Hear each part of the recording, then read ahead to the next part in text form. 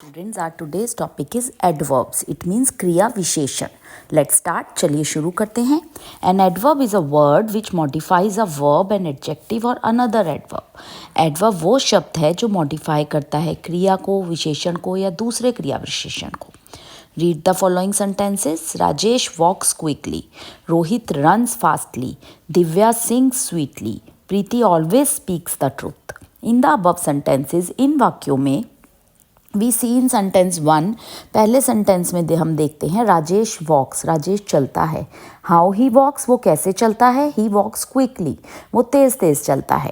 Hair quickly is a word, यहाँ पर quickly वो शब्द है which is modifying the verb walks, जो मॉडिफाई कर रहा है या उसमें विशेषता ऐड कर रहा है क्रिया में.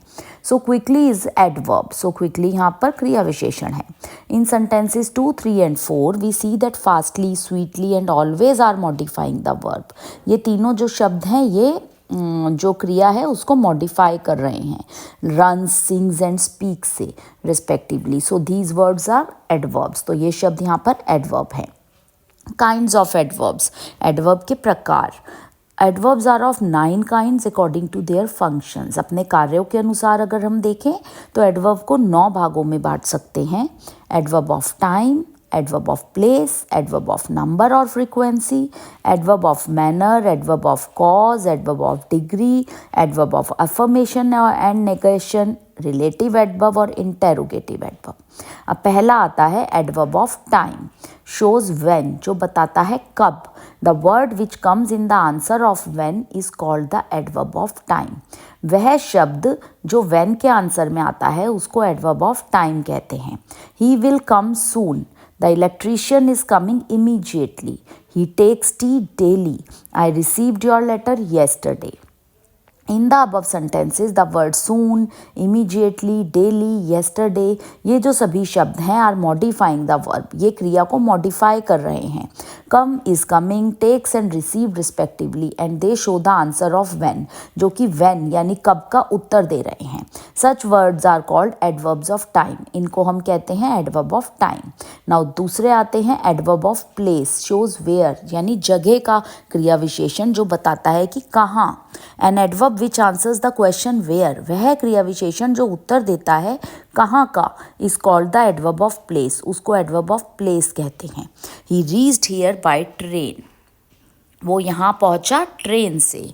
ज्योति is going there. Who is waiting outside? We searched him everywhere.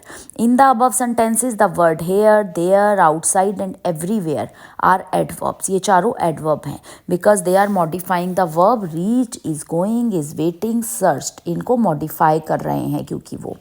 And they show the answer of where, और वो हमें उत्तर दे रहे हैं where का, कहाँ का. Such adverbs are called adverbs of place. उनको हम कहते हैं adverbs of place यानी जगह का क्रिया विशेषण. Now adverb of नंबर यानी नंबर का क्रिया विशेषण. शोज हाउ ऑफन, कि जैसे कितना बताता है वो हमें. N adverb which tells how often a thing is done, वह क्रिया विशेषण जो ये बताता है कि वो चीज़ कितनी बार हो रही है is called the adverb of number. उसको हम कहते हैं एडवर्ब ऑफ नंबर, की जो गिनती के बारे में हमें बताता है. An adverb which tells how often a thing is done is called adverb of number. इसके एग्जाम्पल हैं she always comes early, he sometimes comes late, we often visit the school, I have told you twice. तो इन sentences में always, sometimes, often और twice हमें answer देते हैं कि वो चीज़ें कितनी बार हो रही हैं. बहुत बार हो रही हैं, कभी कभी हो रही हैं, 2 बार हो रही हैं या 3 बार हो रही हैं, फ्रीक्वेंटली हो रही हैं, तो वो हमारे सब एडवर्ब हैं. Such adverbs are called adverb of number. उन्हें हम एडवर्ब ऑफ नंबर या एडवर्ब ऑफ फ्रीक्वेंसी कहते हैं. Adverb of manner shows how और इन व्हाट मैनर, जो हमें बताता है कि कैसे, किस तरीके से. N adverb which shows how the work is done is called adverb of manner. वह क्रिया विशेषण जो हमें बताता है कि किस तरह से काम किया गया है उसे एडवर्ब ऑफ मैनर कहते हैं. He reads clearly. Jyoti speaks slowly. The soldier fought bravely. The child slept soundly. In the above sentences, इन वाक्यों में the words clearly, slowly, bravely, soundly modify the verbs read. वो modify करते हैं read को, speaks को, fought को और slept को. Such adverbs are called adverbs of manner. अब आते हैं एडवर्ब ऑफ कॉज और रीज़न। कॉज और रीज़न के adverb. An adverb which shows the reason, जो कि कारण बताता है, is called the adverb of cause और reason. He therefore left the school. She is hence unable to refuse the charges. He left the school because of poverty. In the above sentences, the words therefore, hence, because are adverb of cause or reason. वो adverb हैं cause के या reason के, because they are telling the reason of why, क्योंकि वो हमें बताते हैं क्यों. When any adverb shows the reason or cause of anything is always adverb of reason or cause, जो किसी का कारण बताते हैं वो. Now next is adverb of degree और quantity, यानी कि जो quantity बताते हैं कि कितना, shows how much, in what degree, to what extent. सो इसके एग्जाम्पल हैं, ही वॉज टू केयरलेस, वो बहुत केयरलेस था. I am so glad, you are partly right, he is as tall as Naresh. In the above sentences, the words to, so, partly and as are adverbs of degree or quantity. ये adverb है quantity के because they express the quantity of the adjectives careless, glad, right and tall respectively.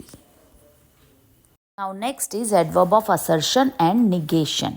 An adverb which shows the assertion or negation is called adverb of assertion or negation. Like I will certainly do, कि मैं इसे करूँगा ही. My brother will surely guide me. मेरा भाई निश्चित रूप से मुझे गाइड करेगा. He will definitely come here. वो ज़रूर आएगा. जब हम बहुत ही श्योर होते हैं. He is not happy. वो खुश नहीं है. In the above sentences, the words certainly, surely, definitely, yes and not show the assertion or negation. See in the sentence certainly shows the assertion and in sentence 5 not shows the negation. So these verbs are adverbs of assertion or negation. तो certainly और adverb हुए, negation और certainly, surely, definitely, ये सारे इस प्रकार के शब्द हुए. Now relative adverb work as connectives. An adverb which shows the relation between two subjects. जब दो सब्जेक्ट्स के बीच में वो रिलेशन बताए. एंड वर्क्स एज कनेक्टर, और कनेक्टर की तरह काम करे टू जॉइन टू सेंटेंसेस, दो वाक्यों को जोड़ने के लिए. As well as to modify the verb, और क्रिया को भी मॉडिफाई करे, is called the relative adverb. उसको हम रिलेटिव एडवर्ब कहते हैं. This adverb works like relative pronoun. यह एडवर्ब कार्य करता है रिलेटिव सरनाम की तरह, relating back to its antecedent. Example, I do not know why he has gone. I know the place where he lives. He will see me when I'll come. This is the way how we won. In these sentences, इन वाक्यों में the colored words are relative adverbs because they are working as connector, क्योंकि वो connector की तरह कार्य कर रहे हैं. That is, they are connecting two subjects. वो दो subjects को connect कर रहे हैं. They modify their respective verbs also. ये अपने verbs को भी modify कर रहे हैं. So the words why, where, when and how are relative adverbs. तो ये जो शब्द हैं why, where, when and how, ये relative adverbs हैं. Now interrogative adverb, जहाँ पे वो क्वेश्चन पूछते हैं. An adverb which asks the question is called an interrogative adverb. Where do you live? How do they read at school? Why does Ajay came here? When will you come? इन sentences में where, how, why और when interrogative adverb हैं, क्योंकि वो questions पूछ रहे हैं. Now comparison of adverbs. Adverbs को हम कैसे कंपेयर करें. You already have read that an adverb is a word which is used with a verb और एन एडजेक्टिव और another adverb to add something to its meaning. जैसा कि आप पढ़ चुके हो कि एडवर्ब वो शब्द है जो क्रिया में या विशेषण में या एडवर्ब में ही ऐड हो जाता है और उसमें कुछ अर्थ जोड़ देता है.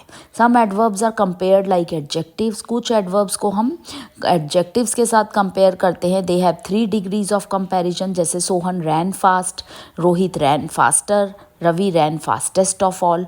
तो इसमें एडजेक्टिव्स की तीनों डिग्रीज आ गई. Now next is some examples of degree of comparison. If the adverb is one syllable, अगर adverb में one syllable है, its comparative is formed by adding er and its superlative by adding est. Now let's read. मैं इसको पढ़ती हूँ. bold, bolder, boldest, deep, deeper, deepest, cheap, cheaper, cheapest, soon, sooner, soonest, wise, wiser, wisest, hard, harder, hardest, great, greater, greatest and long, longer, longest. Now adverb ending in ly forms the comparatives by adding more and the superlatives by adding most before it, like wisely, more wisely, most wisely, bravely, more bravely, most bravely, gently, more gently, most gently, slowly, more slowly, most slowly, carefully, more carefully, most carefully, gladly, more gladly, most gladly. इसी तरह some adverbs are compared irregularly like far, further, furthest, bad, worse, worst, little, less, least, good, better, best, worse, worst, late, later, latest, much, more, most. Now position of the adverbs, place of adjusting the adverb कि इनकी जगह क्या है. An adverb which modifies an adjective or another adverb, वो adverb जो modify करता है विशेषण को या किसी दूसरे क्रिया विशेषण को, is always placed before the word. ये हमेशा शब्द से पहले आता है. जैसे the bag is very heavy for a young child. सो इसमें हैवी से पहले वेरी आया. She behave with me quite differently. The very cold waves were blowing, तो वेव से पहले कोल्ड आया.